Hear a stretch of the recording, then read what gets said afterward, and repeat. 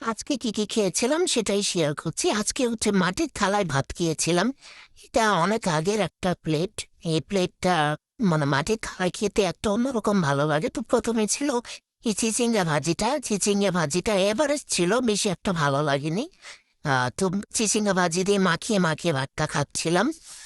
এরপরে ছিল পাট শাক পারি না গাইজ, আমি একদম পাট ক্ষেতের ভিতরে ঢুইক্কা পাট শাক খাইতে শুরু করি। আমার এত পছন্দ, মনে চায় যে পাট শাক, পাটের যে লতা পাতা সব একসাথে বুঝে বুঝে খাই। এই পাট শাকের সাথে ডাল হলে তো কথাই নেই। তো আজকে আম্মু ডাল রান্না করেনি, পাট শাকটা ভাজি করেছিল, আর এই ভাজিটা অনেক বেশি মজা হয়েছিল।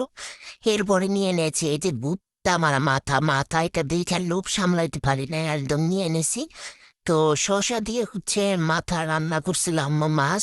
মাছের মাথাটা অল্প অল্প করে মাছ খুলে শসার তরকারিতে খেয়ে নিয়েছি, যে পুরাটা মাথায় খেয়ে নিয়েছি। এরপরে খেয়েছিলাম এই চাটা।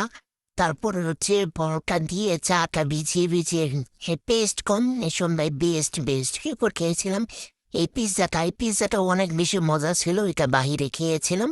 Thanks for watching.